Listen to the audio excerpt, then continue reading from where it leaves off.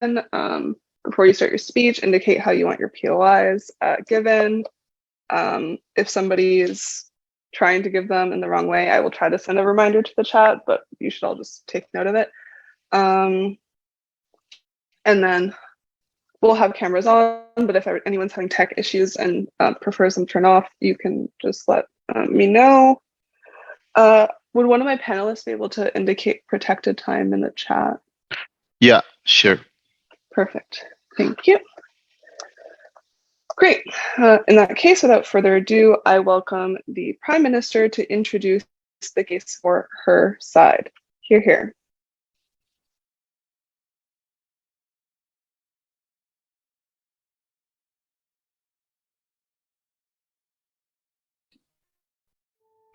Great. I assume that I'm still audible, so I'll start in a couple of seconds. I think you guys in the chat.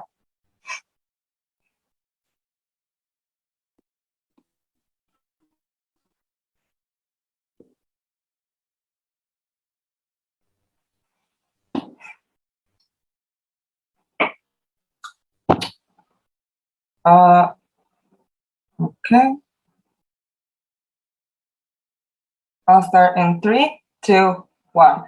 Look, if you're lived in normal times, I might agree with opposition and doing the most radical thing. Sometimes it's not the most palatable thing. We're going to prove to you is that genuinely, at the moment where unfortunately no one absolutely gives a fuck about environmental regulations and the environment in general, because we are all stuck with our own different issues, we're going to prove a couple of things. One, where the comparative and opposition is very unlikely to happen for you to either A, get any immediate solutions, or B, get any comparative siding with companies or whatever, counterprop you want to run. Secondly, the likelihood of this being used sensibly. And then thirdly, what is the actual impact of this in mechanizing, the effect that it has on people. Cool.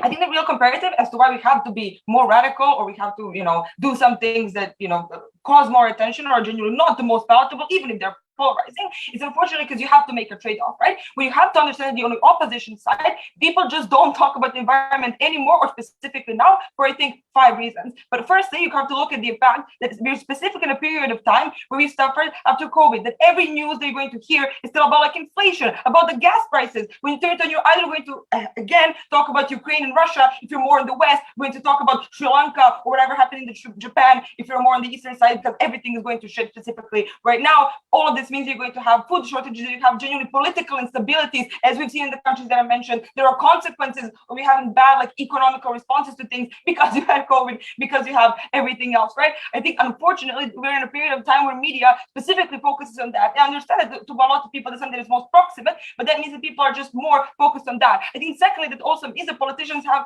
to appeal to the public on all of these sort of other issues, or is because the thing that people talk about the most. Meaning, I think it's very unfortunate, very unlikely that we turn on the news and see people dying of COVID again, Ukraine, people dying, and then also, hey guys, have to be more green, right? Unfortunately, I don't think that is something that can happen, because it's not something that is going to be interesting sort of in the media or comparatively. There are things that are slightly more, bombastic in terms of the news that are happening in the world right now. I think then thirdly, companies still have an incentive to avoid environmental tax, right? To the extent to which, obviously, have a profit incentive. I think it's just less profitable for them to still be green, right? I think to the extent to which we're proving that it's unfortunately being environmentally, it's not trendy at all. To the extent to which you're not a very Western, I think, vegan girl living in New York, they avoid pumping out more green products, right? And that it's just not only difficult to regulate them, to the extent to which they're intertwined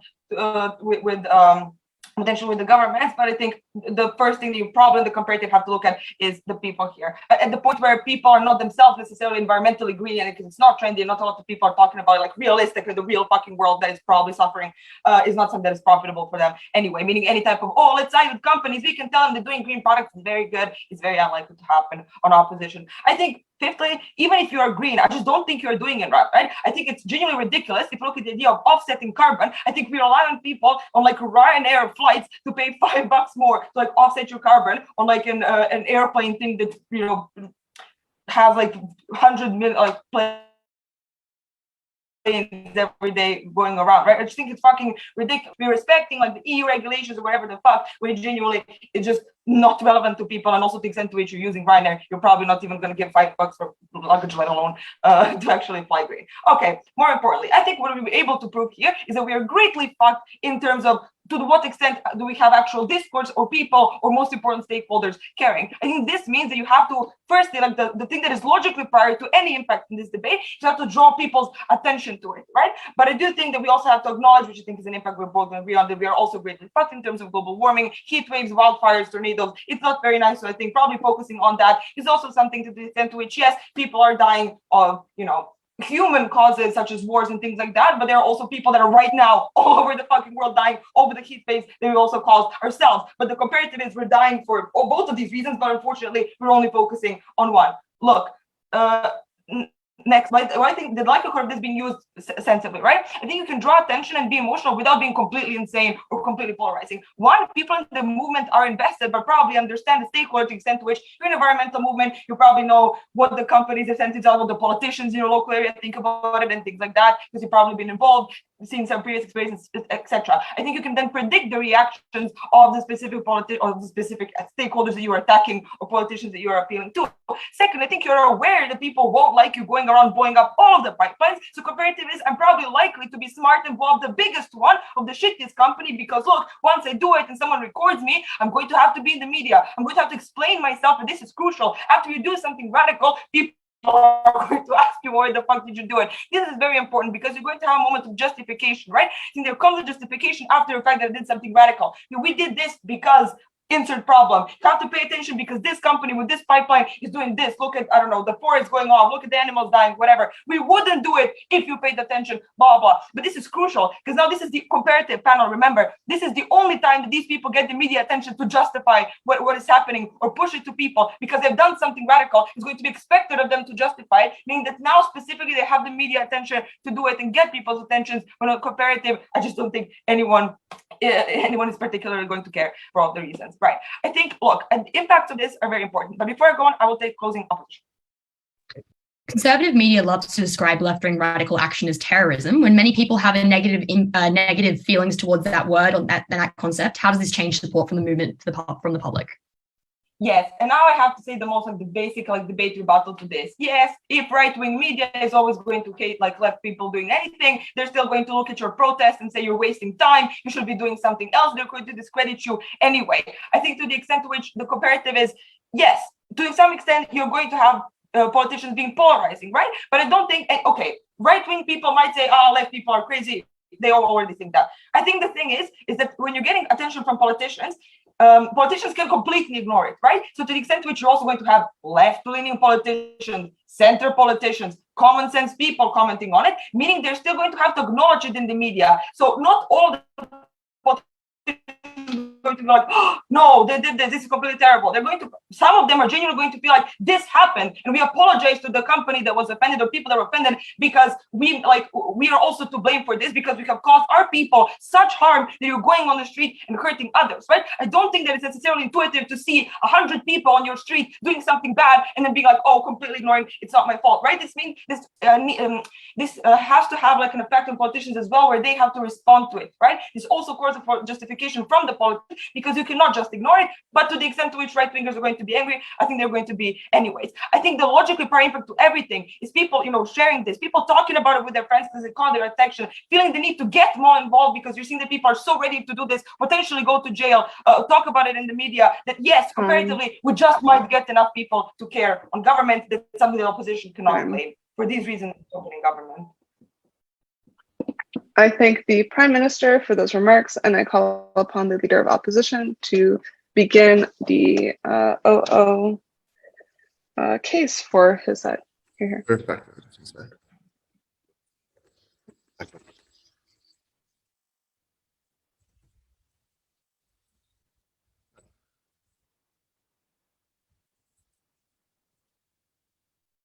Panel, this government creates a movement which is seen as violent, as aggressive, as having gone too far too often, where participation cannot be normalized, where even though people care about climate change, it doesn't matter if it's in the news every day, everyone knows it's coming, they do not feel like they should be motivated to join said movement. Two things in this debate: framing, characterization of the status quo, with then talking about a broad point on the perception of the movement, weighing it at the end.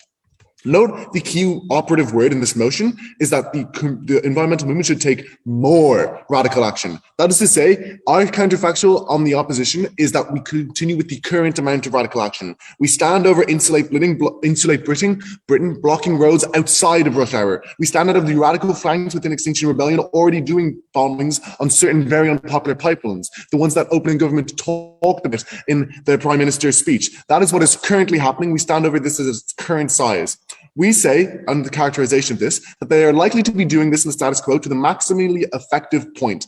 Why is this the case? Well, first of all, because people have the motive to do very, very radical action when they exist within radical flanks of movements. Why is this the case? One, they are highly committed because they probably spend a huge amount of their time thinking deeply about climate change, thinking about how to solve it. It's seen as an existential threat within these circles, and they continue to talk about it within each other. Radical flanks, because they discuss this kind of thing even as a possibility, have to become relatively insular. They talk amongst themselves, and they all are very, very bought into the movement. Therefore, it's a huge, incredibly radicalizing space, so people become willing to do whatever they believe is necessary to fight against climate change. Therefore, they have the motive. Why do they have the capacity to do this as a maximally effective point? First of all, because the reason that the opening government point out that these people are relatively smart, they're hugely passionate. But we're going to expand on this to make sure our own closing can't knife us on it. Because crucially, and also closing government can't like budgies, so this is class for us. Crucially then, there's a few reasons. One, that passion that I talked about earlier in the huge insular community means you actually do a bunch of constant research. You discuss, if you're contemplating the possibility of bombing a pipeline, because it's this huge thing and you're constantly discussing with your passion, you're going to talk it through. You're going to think, ooh, how should we research this? What are all the aspects where this can go against the movement in different ways? But secondly, radical action is a big thing in and of itself. Therefore, you always think it through. If you're going, we're bombing this pipeline, you always think, is this worth it? Because I'm risking getting arrested. I want to make sure I'm doing a good job. Therefore, it's relatively well thought through. And you have highly strategic things existing already within the status quo. But third of all, crucially, you don't want to smear the rest of the movement. Therefore, you don't do this too often. You do this to the amount. You only do this on instances where it'll be seen as politically popular because you care about the movement as a whole. You also care about Fridays for Future. You also care about Greenpeace because you see them as fighting for the same goal. And you know if you are more than a radical flank, they will be smeared along with you. You only want to doom yourselves, not them. What does this mean for the debate then? It means A, in the instances where this is already good strategy for the environmental movement to do, they are already doing it in the status quo. They already blow up the unpopular pipelines. They already do blocking of roads outside of rush hours. What is the comparative change then in this debate based on this characterization? It means B, if you are doing more on government's house, it is the idea that you still think it through. It's still these radical things. So it's not going to be absolutely disastrous because our own mechanisms for the status quo will still apply. But the point is that we're already doing it at the maximally effective point. You have more and more disastrous action. If you're forcing yourself to engage in more and more radical action, you won't be able to think it through as much because you're constantly doing it. You have more people who were arrested already and now you feel other people filling in quicker before they get the requisite expertise. So you get hugely detrimental action. What does this look like? It looks like blocking during rush hour, which turns people against the movement writ large. It looks like bombing crucial pipelines, which are very necessary in the current fuel crisis. Therefore, we say any increase within this kind of radical action in the environmental movement, comparative to the status quo, will be actively detrimental in terms of FC, in terms of the perception of the movement. Before I move on to the perception of the movement, closing government, do you have a PO? Opening government?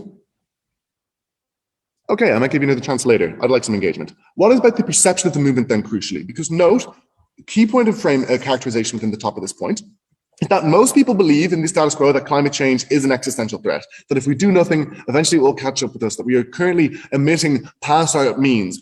The kind of preemption for this is, it's not in the news. Sure, neither is the fact that you have a divorce coming up or these other things. People just know things within their lives generally, and they have things which previously have been in the news and therefore remain within the cultural zeitgeist. Whenever there's an election coming up, you see green parties discussing these things. People have basic awareness of climate change and the science on it is indisputable. Sure, some people are hoaxers and these kinds of things. We don't think we're going to win them over on any way. This is about the people who believe in climate change but don't feel motivated to action. Because the crucial question is, who motivates people who believe in climate change to engage in action of any kind to make sure that we can fight against climate change, whether that be for voting, your own kind of regulating individual carbon footprints, or so on.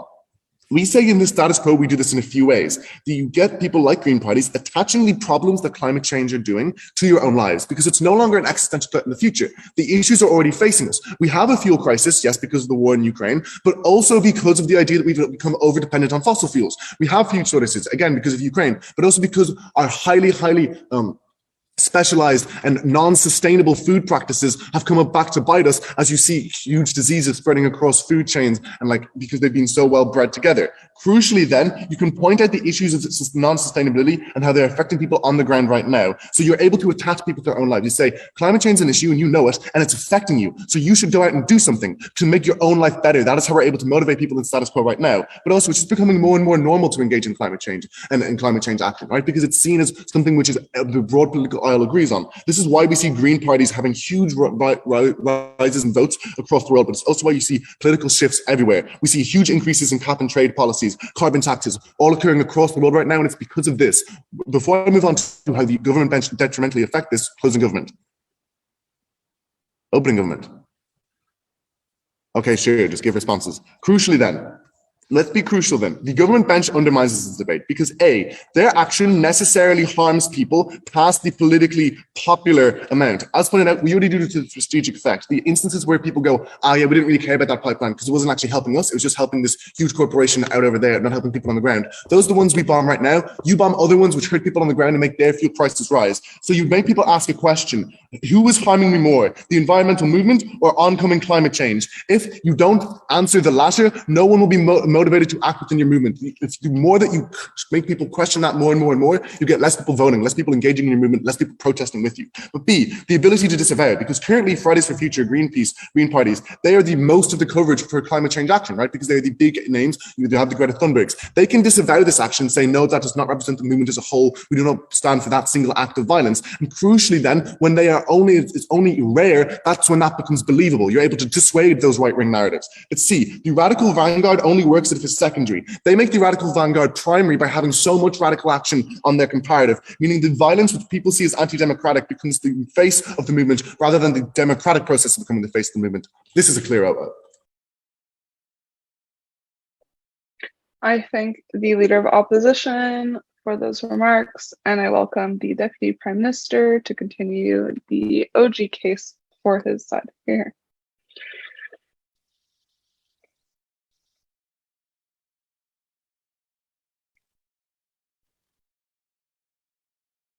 Hi, my Wi-Fi was a bit choppy. Let me just switch my Wi-Fi and I'll be back. Sounds good.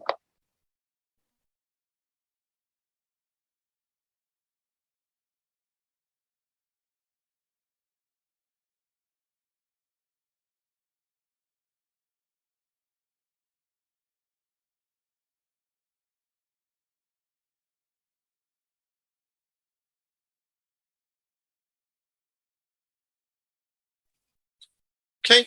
Hi, POIs in the chat, please. And get started. Just check things. All right, cool. I can start it in 3, 2, 1. Panel, 2 points of framing why the moderate approach does not work in the status quo, hasn't worked in the status quo, and I have no idea why you're always claiming that it is working currently. 1, as Oli explained to you for like 2 minutes, the world is radical currently, right? Even if before, in like 3 years ago, you could run, oh, you don't have to be as radical. You cannot run it anymore. Why? Because COVID, because it has taken over media for 2 years, meaning that you don't have supply chains, meaning that people, war in Ukraine and Russia, food shortages, gas prices, inflation. This means that you have a lot more proximate problems in the status quo that are taking up media space, meaning that unless you do something radical to push those issues out, you're not going to do so, right? You're not going to get any kind of media attention and media awareness. Note, there are going to be some countries where you have already most people supporting climate change and policies around that. But the delta in this debate is that we get politicians to care about it enough to put policies on the agenda. And that only happens if you have enough time spent in the media to signal that you should do this and that your electorate cares about this enough that you should talk about it, even though there are other pressing issues in the status quo. But secondly, recognize that all can claim all green movements, etc. in some countries. The unique thing about climate change is that it requires a global solution, right? CO2 emissions have to be lowered all across the world to ensure that some countries do not flood, to reduce wildfires in some countries, just geographically climate in the way that climates are different. Why is this important? Because this means that necessary radical action across the world is needed in order to make this issue more proximate to people, right? Because if you're reading about the floods in South Africa, you're not going to be motivated enough to to push for your politicians to reduce CO2 emissions. If someone blew up a pipeline in your country or protested radically, I guess, in your country, then you're going to come in and say, oh, this was in the media. I should probably care about this because I am also involved in this. The only way OWU tries to justify this is by saying activists know what they are doing, etc. Here's the thing. The problem is that in the status quo, activists, as they say themselves, prefer self-preservation over being radical, right? They prefer not to be arrested, not to be put in jail, which, while reasonable, isn't a reasonable thing in this debate. Why? Because in this debate, we're talking about the literal apocalypse, right? The greatest impact in imagining debate, because if we don't stop climate change, things will truly go to shit. Meaning that those activists that are the only activists that can do this, right? And they actually push that media awareness should in a way sacrifice themselves, should be more radical. Also, for their frame to make sense, they have to somehow explain that in the status quo, we are getting enough change, that we are doing things quick enough. But when we have floods in South Africa and we have wildfires all around the world, it's clearly not enough. And recognize that this climate change isn't something that you can fix overnight. You need pushes into technology research and development. You need to write those policies. You need to get corporation companies to agree on them. You need to get global change. The best intuition pump for this, that we are already maybe too late, is that in the 80s, you had scientists saying, we have to do something fast. CO2 emissions are getting out of hand. CO2 emissions skyrocketed from then, and we haven't done enough at this point, meaning that radical action is needed in order to prevent climate change, meaning that we have to do anything possible to get into the media. Whew, cool. I want to get to a part now talking about, oh yeah, what did this do to debate? Because opening opposition's case is basically saying we are going to be the more mild version of opening government. At the point where I proved to you that activists will not do this radically enough in the status quo, and that we in this debate are saying they should be more radical. We are the activists in the meeting yelling, let's blow up a pipeline, seems like fun. At that point, this means that we are making that delta, right? Because we are proving that we are going to get some change. Notably, is the thing that if we prove to you that in the status quo, we don't talk about climate change at all or enough, and we get some more media attention, even if it's bad, it is in a likelihood attempt of getting some changes. OWU does not have a way of actually getting any kind of changes pushed through parliament. Cool. Before I go on, closing opposition, POI? The media can spin a much more convincing narrative about how environmental activists harm real people when they actually harm real people. Surely this means you get significantly less buy-in for the change that you want. Two responses. One, these activists will not harm actual people because they do not want to do so. They blow up pipelines, right? They blow up infrastructure, but they do it at night when no one's there. But also, secondly, as even you can see that in the status quo, we are not radical enough, and you have movements, huge movements of climate deniers already telling us we are insane, already telling us we're lizard people trying to control their jobs, right? What is the fucking comparative? On our side, at least we're more in the media, and maybe we can get the center and the left to ensure that they push some policies through parliament. Cool. Why would this be effective? Let's go to the timeline of what happens when you blow up a pipeline, or best example, and how it is portrayed in the media. One, okay, you get attention, right? Because it's proximate, it's explosive, etc. But how will the media cover this? Firstly, they're like, event happened. Maybe if it's not Fox News, they say terrorists. If it's not Fox News, they say activists. Doesn't matter. Someone blew up a pipeline. Then the discussion gets started. You get the police coming and saying, oh, there was a bomb, etc. It's horrible. Then you get some kind of a climate change expert that's called in because you want to keep this story in the media because it's interesting. Being like, yeah, no, we condemn this action that they blew up a pipeline. But they do have a point, though.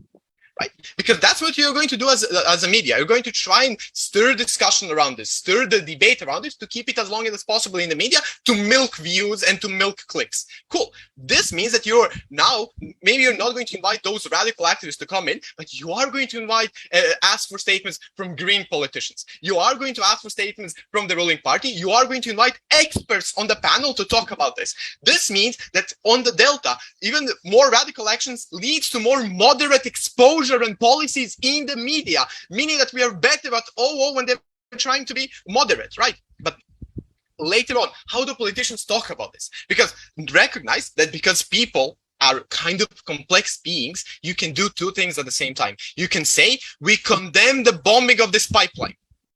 And then you go into your next sentence. But we are going to make some kind of policy change because we do believe that we have to, and as a politician, you have the incentive to do this. Why? Because you want to show to your people that those activists were too radical and you are doing a good enough job already. Meaning that you're going to push for more policies. You're going to show to those policies that you have already passed and say, look, we are doing a good job.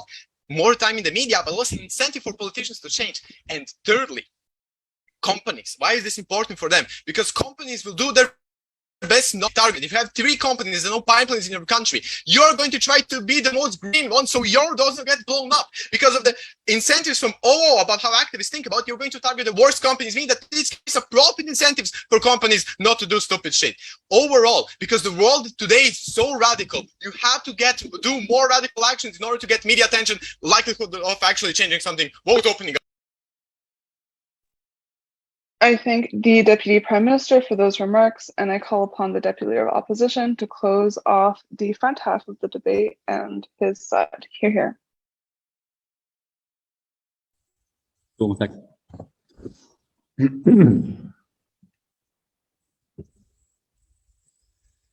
Now, the violence of the sun, the rivers, the hurricanes, and the earthquakes are on the news right now. But the idea of it being too late, or phrases like solving climate change, are scientifically dishonest. Slowing down the process of climate change while creating solutions is the pathway forward for achieving real change, which helps real people on the ground. And that's what we bring you in opening opposition.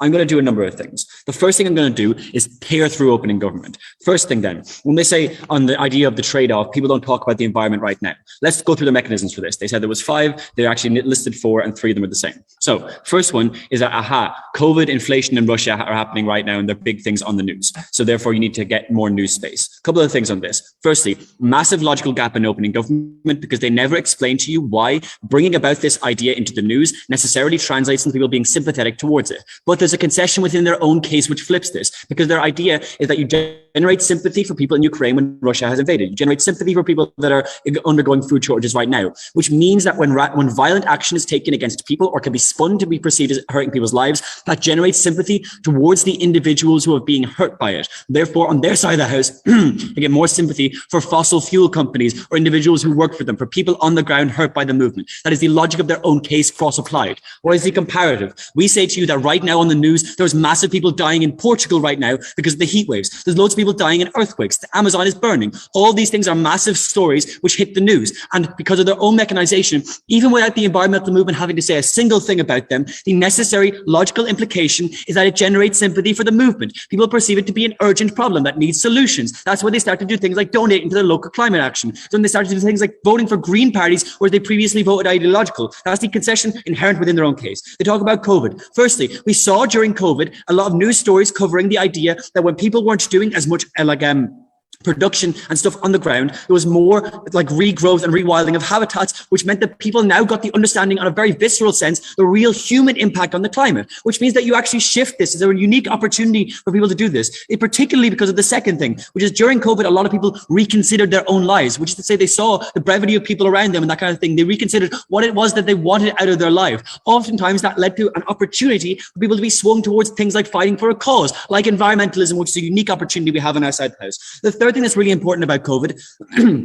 is the opportunity for investment that it created, which is to say, when fuel prices have been skyrocketing recently, that means that the marginal delta for a company to invest in green climate policy or green technologies is actually much lower, which means that you get much more investment in these kinds of things under the status quo, but necessarily you need to have the capital to do it. Their side of the house, by the own mechanization of Deputy Prime Minister, hurts the capital of those industries, prevents their ability to do things like reshifting, because they're on a certain pathway dependency under status quo towards fossil fuels that you can only shift when there's a massive opportunity to do it. Any attacks on that capital right now means you don't get things like BP investing in green technology like they are doing under the status quo on our side of the house. They say, carbon offsetting is not enough. We say regulation is far more effective than their solution. The reason for this is that regulation is universal. It is applied universally across all contexts. It means that companies have to shift their action. I would also propose to you as a response to this case that oftentimes companies aren't actually afraid of regulation, because if it attacks all companies, then every single profit margin goes down and the degree of competition between them is the same, which is the reason why cigarette companies were in favor of the ban on cigarette advertisements in a lot of instances in America, because it allowed them to reduce their money on advertising.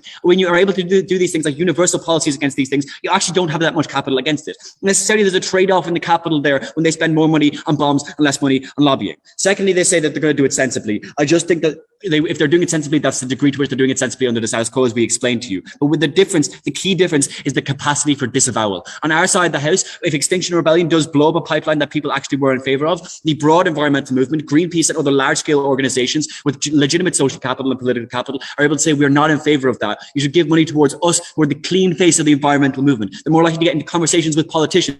We're likely to be able to effectively lobby for those kinds of things. When they give the POI response to closing opposition and say, the right-wing movements would delegitimize you anyway. I just think, firstly, in terms of our framing, we have unique instances where this is actually available for people to do. But secondly, it's just a false dichotomy, right? In the United States of America, you might have this massive divide between left and right. In most other countries, you have moderates, and moderates dislike violence because they attach it to their own experiences of experiencing violence within the context of their own life. Because of the mechanization of opening government, the people dislike violence inherently, but also because historically it has been a tool to delegitimize protests and movements from both sides of the political spectrum. Look at January 6th in America, but also BLM protests. Both sides disavowed the violence, which means that the resting position of people vis-a-vis that violence is negative. What do we bring you in opening opposition, and why is it winning this debate? Firstly, our framing. Our framing is absolutely crucial on the bench because it mechanizes the opportunity for us to have the best parts of both worlds, which means that any points that closing opposition run within that frame will necessarily be contingent on that frame existing. They say in response, their only response is that, we conceded self-preservation. We did not say that. Check your notes. Jack didn't say anything about self-preservation.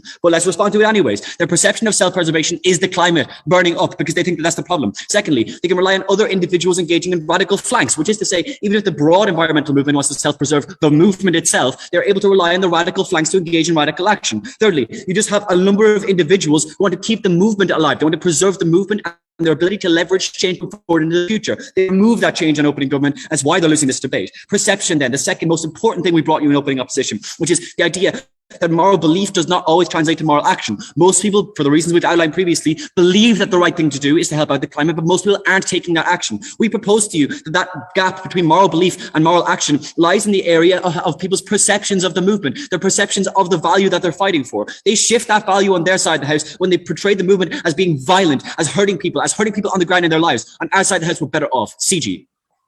People would have probably still fought for the environment on either side of the house if they felt strongly enough about it. How does this even create any comparative on your side? Okay, yes, people would have thought about the environmental movement if they cared strongly enough about it. We get far more people to care about it, and therefore that's why we're winning on that comparison. How are we going to weigh this debate then? Firstly, I think we explained to you the trade-off then, because they have to use much more capital on their side of the house for things like bombs and lobbying. They have to give more internal power into the movement towards the more radical flanks as opposed to those with political attachments that can effectively lobby for change. But also the real human trade-off of people on the ground, because when you do blow up a pipeline, that does hurt people's jobs in those areas. Those people who lose those jobs because of the actions you take, or who are late for work and get fired because you were bombing up a road, those are the people that come absolutely oppositional to the environmental movement right now, even if they believe that it's a good thing to do. How do you weigh off our contributions to this debate? Firstly, we characterize to you the specificity of the opportunity available right now for the pushes for legislative change and real change towards environmental green technology and that kind of thing. Secondly, sufficiency. We sufficiently proved to you on the bench the idea that people perceive this to be violent, and it shifts the perception of the movement and the lobbying that comes from that. So any mechanization additional on that point shouldn't be more persuasive than we've already bought you. But then thirdly,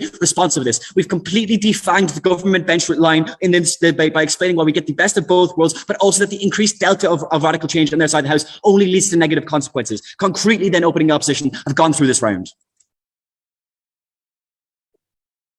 I thank the Deputy Leader of Opposition for those remarks, and I call upon the Member of Government to start off the back half, and then just a reminder.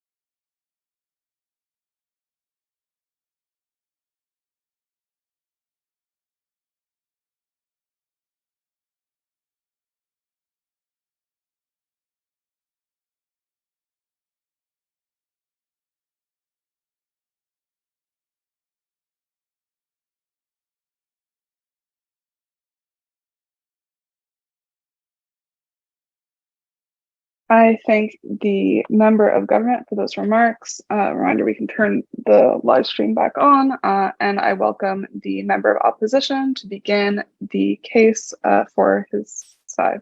Here. Am I audible? Yes. I will take POIs in chat.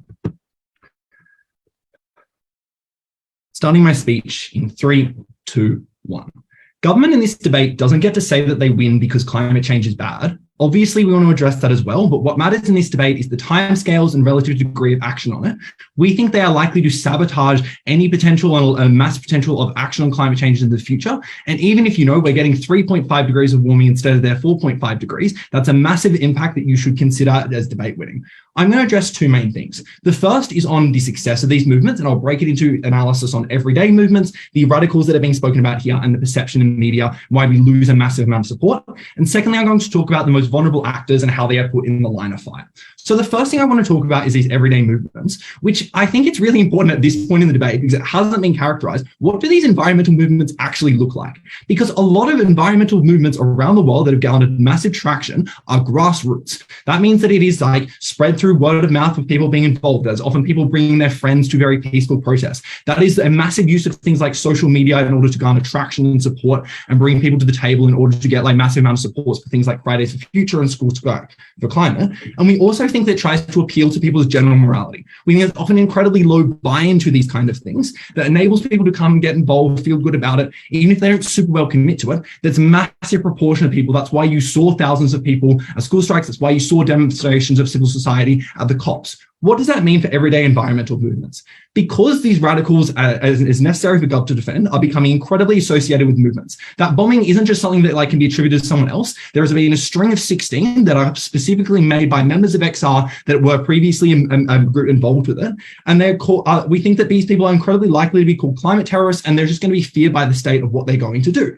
We think that means that at literally any future climate event, that means that there's going to be increased pressure by the people who put like police on the stage. There's going to be increased like concerns and media warnings about there's going to be a protest here on this day by a bunch of climate activists. Watch out for things like there's going to be bomb officers here to check these kinds of things out, just because these are the necessary precautions the state has to take. What this means is that there's a massive gross discomfort for people joining in these movements. Because when there's any fear of clashes, when there's a massive increased number of police, and there have been violent altercations in the past because that is the more radical action people are taking, when there's even the word of bomb whispered into the crowd that might be something that could be here. And we think this is especially true for minorities who are like who are more likely to receive things like police brutality. We think that when the buy-in to these grassroots movements is often your friend brought you along, or this is a very moral thing to do, we think that this completely destroys anyone else from being involved in it. The unique mechanisms that we bring you here that OO just asserts is that this means it's complete deletion of groups like Fridays for Futures and School Strikes for Climate. Because I don't know a single family who would let their child go to an event where there has been an active risk that has been publicized in the news that there could be a bomb involved here, that there could be like violence and violent clashes with the police, that people are being actively warned about these radicals that are involved in these kinds of things, right? The significance of this is that and I also think that is true for a large number of people who just want to go to these things as it's kind of a popular thing to do. And we think the significance of this is that at the long term, you no longer have these very broad moves like Fridays for Future and School Strike that are, telling our politicians they need to be supporting these actions in the long term. We also think you don't have any of this buy-in from the majority of people who need to be voting on these kind of things. All right. I think that all right. Next, what I'm going to address, I think you need to consider the long-term impact of that. The next thing I'm going to address is why this is different from other instances of terrorism and why this is likely to be incredibly unsuccessful in the radicalization of it. Because whilst it might be persuasive to hear some examples of we're going to blow up oil pipelines, I think a couple of things need to be addressed. Firstly, many violent or incredibly radical types of actions like this don't exceed. We think the ETA in Basque Country in Spain was incredibly unsuccessful in trying to gain independence from these kinds of things. This is not just a guarantee that you're going to get the progress like OG and CG assert. Secondly, we think it's not as an intuitive cause to care about because it's not a religion, it's not tied to your identity, it doesn't have economic harms or assassination as closely tied to it. We think, secondly, the status quo of climate change is that there's a lot of denial and muddying the water of the facts to it. Thirdly, it isn't a clear reaction to an overt oppression for the vast majority of people, right? Like your gas prices increasing, all those kind of things aren't the same as like a government literally like imposing an apartheid or something on you to do with these kinds of things. We don't think that people inherently understand climate change enough to know that climate change is the cause for something in an incredibly complex system. We think that this is likely to not have a strong support from allies in other movements because it's not as existentialist people. And we think that in many terror groups, people obey with authority classes because of their existence. Right. What I think this means is that you're likely to have people joining this movement who just want to potentially blow things up and aren't exactly involved in it as they should be. But at the end of these 2 points, I think what you need to see is that the environment movement is dead in the water. There are no longer any radicals. There is no longer any general support for these things. We're not able to get any change. I'll take a POI from opening. Okay, you prove grassroots movements exist, but we prove that no one cares about them or listens to them, meaning the trade-off is yes, some people might be turned off, but we give them at least attention in the first place for people to actually listen that you do not prove happens on the comparative. Right, I'm going to address this right now in a media point. So what I'm going to do is, this is a necessary point because OO doesn't clearly mechanize why the media is likely to be incredibly antagonistic to these things. We note that the very large actions are most likely to focus on the largest things, so significant explosions. This cannot just be a random radical thing, it is inherently attributed to the movement. We don't think that there is a single media outlet that can portray an explosion or a bombing in a positive way. Obviously, Fox and almost all conservative media is going to call it a terrorist attack, but I don't think that in a post-9/11 world, post the war on terror, even CNN or any kind of more progressive media is going to be able to apologize or portray this in a particularly good way. Secondly, it is hurting people's lives, even if politicians, if these activists don't do it themselves, because, blowing up a gas line and, your price going up for your car is a way that you are impacted. What this means is that, even if you get attention on politicians and people, you're asking their perspectives of these kinds of things and experts. The question is, do you support X bombing? If they say no, that means they're knifing and splitting the movement that is all these people that you're trying to encourage, which means reduce buying. If you're major green politicians and the IPCC is saying, fuck off, we don't endorse this. But the second thing is if the experts say, yes, I support that thing, then no one is going to support a person who says we actively support a bombing. We think that at the end of this, you have no experts, you have no political support, and you have no people willing to support how incredibly controversial this is. The next thing I'll address within this is business. We think that within this capitalist structure with profit incentive and shares, etc., there's a significant change in business structures that's occurred on our world where with sustainable products, even if it is things like greenwashing, to try and get people and these products in there. We think that there is investment like 30% renewable targets for a lot of businesses. We think there's a unique risk to your profit shares when the media cycle exists in this kind of way, when it's incredibly difficult ups and downs to your share prices if you are investing in sustainable resources, and you're getting branded as things like terrorists when it is becoming a less popular movement for all of the things I explained above. What you should note at the end of this speech and why we win is that everyday terrorist movements that are the vast majority of society are no longer involved. The radical group is likely to fade away, and ultimately no one is likely to.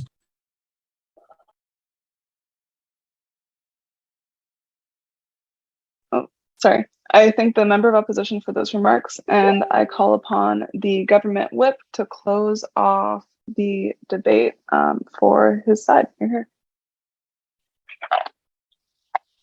Hello, can everyone hear me? Yes. Awesome. If you have a POI, please send it through the chat. If I don't take you by 5 minutes, feel free to turn on your video and raise your hand.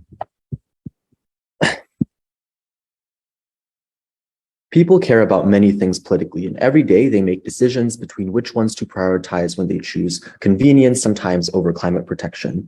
What we explained to you exclusively in closing government was that environmental issues are oftentimes never immediately beneficial, that it's oftentimes just about mitigating against future harms, that even if you were successful, you won't necessarily see a change in your life because the conditions that you live in 20 years from now would be the same conditions that you live in right now if you were successful. It oftentimes isn't personally harmful towards you, for example. It's oftentimes socially harmful, right? We talked to you as well about a collective action problem. All this characterization from Igor explained to you why, given this problem, you are unable to ever succeed as the climate movement or as the environmental movement if you don't put a big enough pressure to force individuals to be fearful of the fact that they would do some harm against the environment. That's what we explained to you in our second extension. That was crucial to winning this debate because it explained to you why voter incentives would actually change on our side of the house, whereas the passive nature of the op side, or even some potential times where you would be more radical on the op side, wouldn't actually work to change anything because it was not consistent, because people would not necessarily be fearful, because things wouldn't necessarily change anymore, right? That characterization, I think, already wins us the debate because it's just like explains to you the most important sort of like clash in the top half, which is about how voters would actually change their perceptions, right? So I'm going to talk about closing opposition first, opening up, and then weigh our extensionist why it immediately wins, right? Before that, though, I would just note that there's probably an internal tension in the OG case. They say the world is already radical in the DPM to concede to the OO, for example, but then at the same time, the media will never talk about the bad stuff in PM. I honestly think both could be true on like OG and OO, right? Like the media could do X or Y things just based upon like what that media ideology actually is, right? The main delta in this debate is upon how you change voter incentives, which we were able to explain to you, and also the principle that was unfortunately not engaged with at all, right? Closing opposition first. 3 things here. The first thing that they say was that people will start feeling good about it. That's going to be good. I think this just makes the movement far more performative and lax, and therefore would actually create negative perceptions around it. The reason is twofold. One, because tiny wins such as X amount of carbon offsetted by Shell will be a big win for just like the movement in like the image, right? I think this means the bar of success for the movement goes lower in the eyes of individuals, which means you get less success overall because people are satisfied when they see X thing being accomplished, even though X thing doesn't actually accomplish much for the environment. 2, you're less likely as well to pursue more risky policies that are going to change the structure of environmental economics. I want to note as well that much of the market structures are still broken because of the Kyoto Protocol, focusing still on cap and trade systems that won't actually directly offset carbon, right? What does this mean? This means that the policies, albeit popular, and I'm conceding to everything from the closing opposition case, will not help at all because it will actually make things worse as people see the bar of success as far lower, and therefore they're okay with the movement only just like achieving something tiny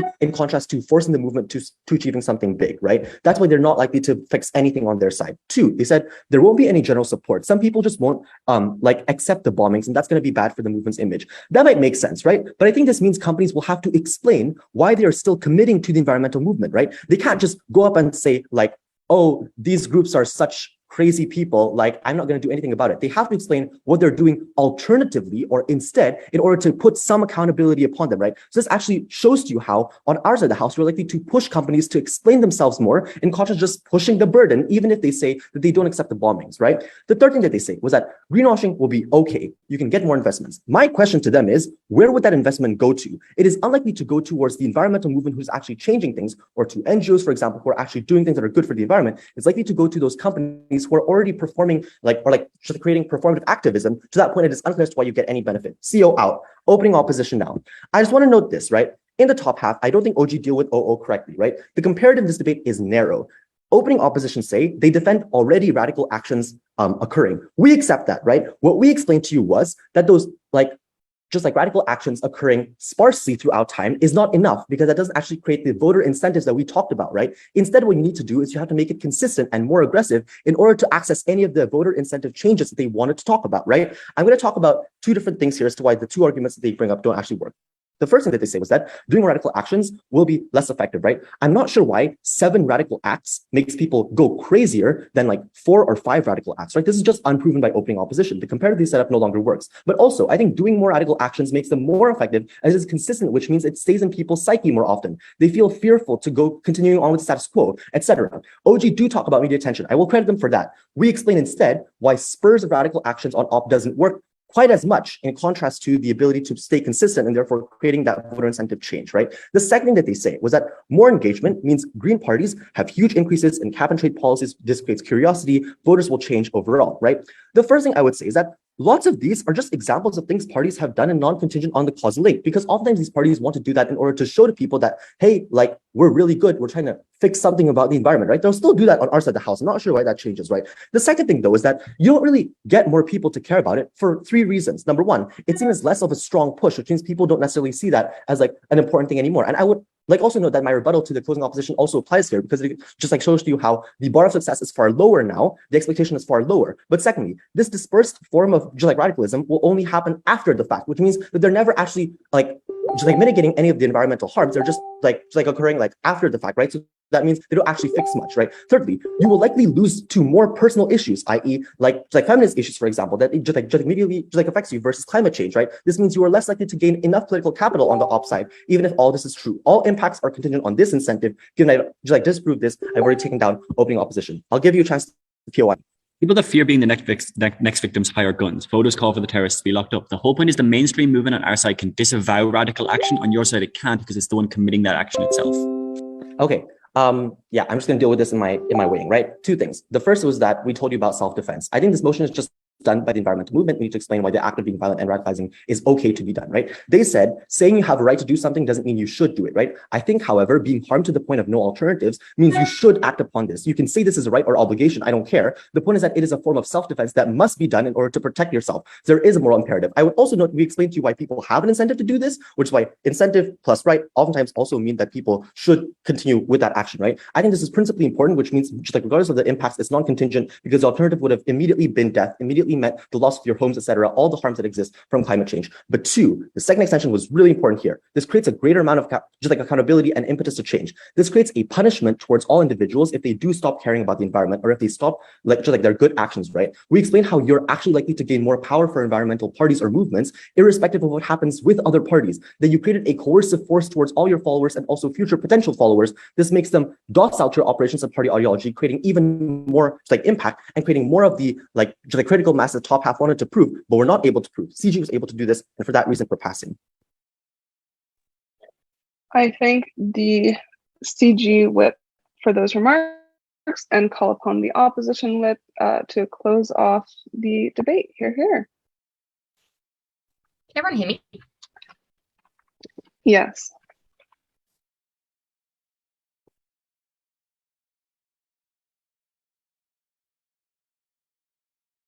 Three things in this speech. Firstly, what this debate is actually about. Secondly, how this changes perceptions. And thirdly, how it fucks over environmental movements.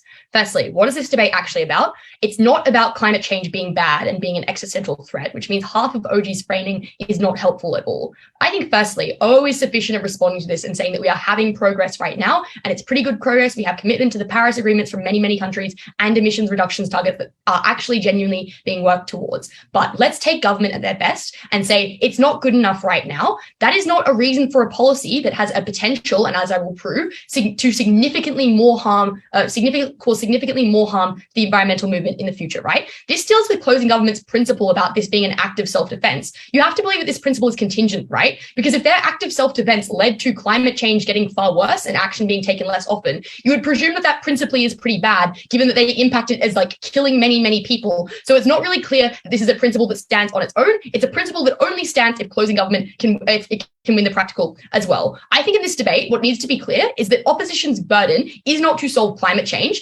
Opposition's burden is to be the best bet that we have for change in the future, and that is what we get. Okay, then practically on perceptions, right? The first thing that kind of we get from OG is this kind of, it's along the lines of like, all publicity is good publicity, being in the news is good, and the media will want to keep the debate going, right? But I would agree with opening government's mechanization. Obviously, the media likes clicks and the media likes engagement. They do not have to do that by being a balanced perspective of two sides. They can do it with incredibly unbalanced sensationalism, right? So instead of saying things like, you know, reporting on it like in a neutral voice or like just allowing people to justify it, you're reporting on it and referring to it as terrorism, because that is obviously in the interest of the Murdoch media or whatever like the equivalent of that is around the world, right? So the important thing here is that the media is now significantly more credible when they make these sort of claims, right? In the status quo, a conservative newspaper calls full strike for climate, like, you know, some sort of terrorist group. It is obviously quite incredible because they're all like 16-year-old children, right? The media calls someone blowing up a gas pipe, and the fact that this is happening frequently, as like a broad terrorist movement that is significantly more credible. That is why this is the tipping point in this debate, because the media is more able to spin things and people listen to it more.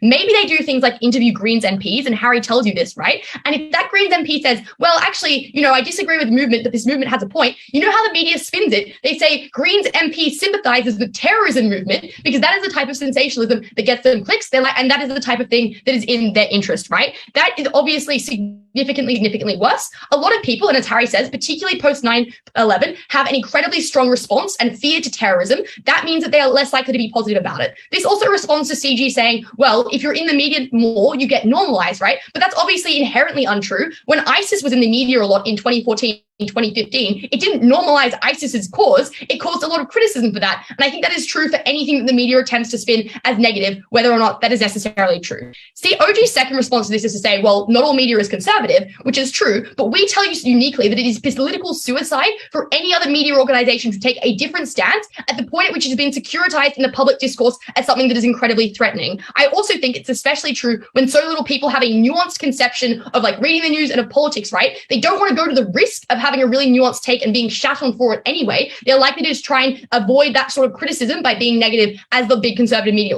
I would also note that conservative media tends to have the biggest distribution of anything in a lot of countries and tends to be the most popular. So even if you believe that they are other media, the ones that most people listen to are the ones that are the worst. And they are significantly more likely to be antagonistic towards these groups in government's world. We get over opening opposition because this is not about people being literally harmed by the impacts of this activism, but it is about the notion that violence itself is bad and the way the media spins it, which I don't think opening opposition explains sufficiently. But we also tell you uniquely that you're also likely to attract far worse people to these movements as well, meaning you get worse violence in the first place, right? So in the status quo, people who are doing radical action are relatively rare and they tend to be very well educated on this sort of thing, as O explains. But the point at which you open it up and the environmental movement becomes about being radical, you have people who don't care as much, who are much less likely to be careful, and who are more likely to do things that harm regular everyday people. But even if you don't buy that our mechanization is significantly better than opening opposition, we have much more important impacts in this debate because, notably, government never at all proves that having things in the media necessarily leads to action,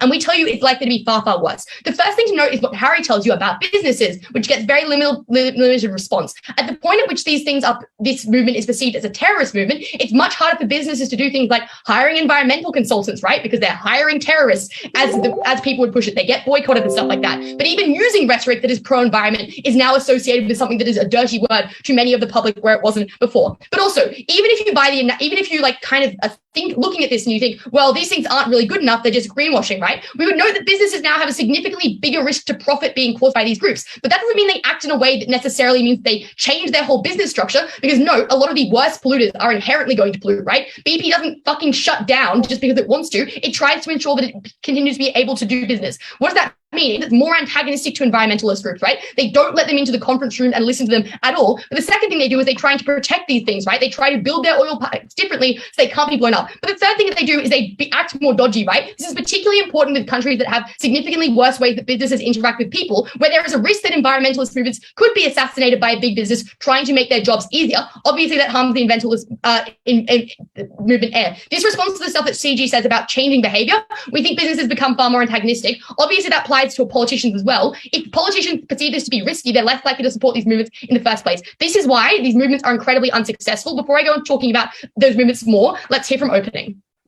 If it's bad to sympathize with terrorists, experts and moderates don't have to do that. They still get media time as a reaction to our explosion, but now they get the platform to distance themselves from the radicals and motivate people to join the actual environmental grassroots movement that you guys talk about. But they only One, I'm going to explain why that grassroots movement exists less just right now. But secondly, I would also note that they don't necessarily get the platform to justify themselves. If the message that you want to sell is that environmental movements are terrorist movements, you don't give the option for someone to say that this is not actually true, right? You just paint them as someone who does support it. Like, it's not very clear why the media has the kind of balanced incentives that they want to tell you they have. Okay, on movements. Firstly, people buy into this significantly less because you scare away casual activism. You scare away casual activists, right? We tell you that when at regular environmental protests, the police think there is a chance that someone takes a radical action that could be potentially threatening to the public. They send more police to that protest. They make it more difficult to get these permits in the first place because they're not necessarily peaceful. That massively hamstrings the thing that grassroots movements can do, and it also decreases risk because people think there's a higher chance that they're going to get screwed over if they go to them. But we also say this risk is greatest to the most vulnerable people, right? The people who are most at risk from clashes to the police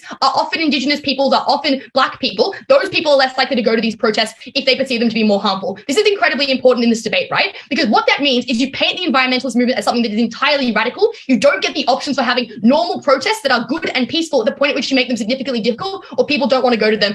Government ruins the environmental movement's success. So proud to oppose. I thank the opposition whip and everybody in the round for a great round, virtually across the floor and shake hands, and we'll announce the results later on. Thanks, everyone. Thanks, everybody. Thanks, everyone.